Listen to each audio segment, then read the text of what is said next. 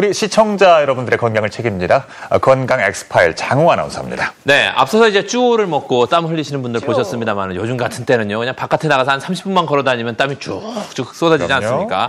근데 이 땀 때문에 말이죠. 예, 여름이 두렵다고 하는 분들이 계시는데 이분들은요, 심지어 사회생활까지도 점점 더 어려워지고 있답니다.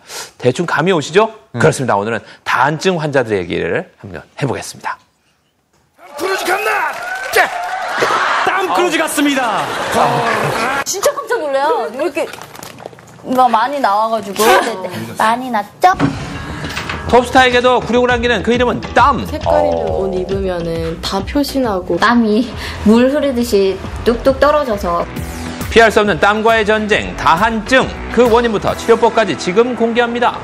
심각하구나. 서울의 한 병원, 평범한 직장인 김종인 씨. 에어컨 바람이 강한 병원 안에서도 땀 닦기에 여념이 없었는데요. 가만히 있어도 손에 줄줄 땀이 맺힌다는 그 손에 저렇게.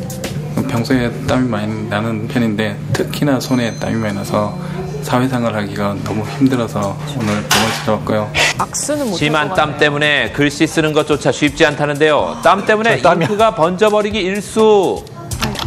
컴퓨터를 쓰는 일조차 흥건한 땀 때문에 어려운 상황이었습니다. 고객들하고 악수를 했을 때 금방 뒤돌아서서 인상이 찌그러진 부분을 봤을 때 이 부분을 꼭 고쳐야 되겠다. 진짜. 결국 병원 치료를 결심하게 됐는데요. 그의 병명은 바로 다한증.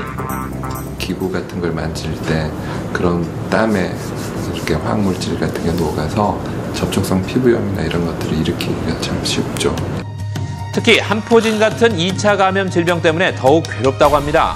또 다른 사례자를 찾은 곳은 구미의 한 아파트. 한창 아이 보기에 정신없는 이고은 씨. 10개월 아기를 어르고 안고 달래다 보면 어느새 땀투성이가 되고 마는데요. 집안이 시원한데도 등과 겨드랑이를 비롯한 상체 곳곳은 땀 자국이 선명했습니다.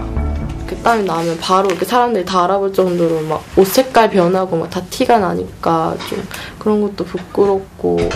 사실 6년 전 손에 나타나는 다한증 증상 때문에 수술을 받았다는 그녀. 하지만 완치되리라는 기대와는 달리 더욱더 난감한 상황이 발생됐습니다. 다른 곳에서 나는 거예요. 여기 앞쪽하고 이제 뒤에 등하고 뭐 허벅지, 뭐 무릎 이렇게 접히는 부분 그런데 그냥 거의 몸 전체에 다 땀이 이렇게 손 대신에 옮겨가가지고 지금 손에 불편할 때보다 지금 훨씬 더 불편해요. 수술받았어요. 결국 6년 만에 다시 병원을 찾기로 한 주부. 수술 후에도 왜 다시 땀이 나는지 전문의에게 물어봤습니다. 손바닥은 아주 결과가 좋아서 땀이 거의 안 나는 것 같지만 대신에 보상성 다한증이라고 상체 전반 부위에 겨드랑이를 비롯한 등 앞가슴 부위에 땀이 많이 발생하고 있습니다. 그렇다면 다한증이란 어떤 질병일까요? 주로 교감신경의 이상으로 생활에 지장을 초래할 정도로 땀을 과도하게 많이 흘리는 질병을 다한증이라고 합니다. 1차적인 다한증은 주로 국소 부위에 발생하고요. 각종 질병으로 생기는 2차적 다한증은 전신에 나타납니다. 사실 무더위 탓에 여름철에는 일반인들도 땀이 많이 나기 마련인데요. 다한증 환자와 일반인은 어떻게 구별할 수 있을까요? 정상인도 더우면 땀이 나는 거고 긴장을 하면 어느 정도 식은땀 이런 건 나죠. 근데 일상생활 할 수 없을 정도로 심하게 나는 경우 저희가 다한증이라고 합니다. 다음은 다한증 자가진단법. 우선 땀으로 필기에 어려움이 있고 악수하기가 꺼려진다. 또 습진이 심하고 땀 때문에 샌들까지 신기 어렵다면 다한증 의심해 봐야 합니다. 은평구에 살고 있는 이현주 씨. 그녀는 한여름에도 설거지를 할 때 꼭 목장갑을 끼고 하는데요. 그녀가 이렇게 할 수밖에 없는 남모를 사정이 있습니다. 땀이 너무 많이 나니까 고무장갑 안에서도 미끌거려서 그릇이 깨지기도 하고 해서 불편하기 때문에 목장갑을 꼭 끼고 고무장갑을 끼고 하고 있어요. 그녀는 손과 발에 심한 다한증을 앓고 있었는데요. 무엇보다 그녀가 속상한 건 아기를 돌볼 때입니다. 수건으로 수시로 땀을 닦아주는 건 기본. 아이 목을 받칠 때도 손수건을 사용할 수밖에 없습니다. 애기한테 안 좋은 그런 노폐물들이 갈까 싶기도 하고, 그리고 또 손땀 때문에 약간 미끄럽기도 해서 아기가 목 가눌 때 힘들어할까봐 계속 손에 나는 땀을 닦으면서 아기 보고 있어요. 수건으로 닦아주지 않으면 바로 송글송글 땀이 맺히는 주부. 정말 심각하죠? 여름이 될 때마다 이렇게 불편하게 살아야지 되나 해서 많이 고민이에요. 그래서 자세한 상태를 알아보기 위해 병원을 찾았습니다. 우선 요오드 녹말 검사를 통해 땀이 나는 부위를 파악해보기로 했는데요. 자, 보이십니까? 5분 후 거의 손바닥 전체가 진하게 변했습니다. 손을 확대하자 더욱더 크게 나타난 땀방울들. 사실 다한증 환자들은 외적인 것보다 심리적인 압박으로 더욱 힘들다고 하는데요. 그 방울이 맺히는 거예요. 너무 많이 나는 경우에 굉장히 정말 스트레스를 많이 받아요. 그 다한증 환자들 오면 사회생활 하기 정말 어렵다.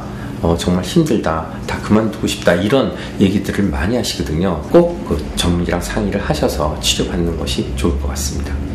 그렇다면 다한증의 치료법에는 어떤 것들이 있을까요? 먼저 교감신경 절제술이 있고요.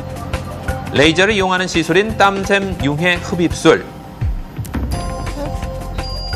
그리고 절연침을 이용하는 시술도 있습니다. 특히 최근 각광받고 있는 것은 보톨리늄 독소제를 이용한 주사요법. 보상성 다한증이나 이런 부작용이 없기 때문에 하고 그냥 일상에 복귀할 수 있어서 요즘 많이 선호하는 편입니다. 그리고 한의학적인 치료법 역시 인기를 모으고 있는데요. 한의학에서는 다한증을 어떻게 보고 있을까요? 들리세요? 한의학적으로 다한증은 인체에 과잉된 열로 인해서 땀이 정상보다 많이 나는 것을 그 원인으로 보고 있습니다.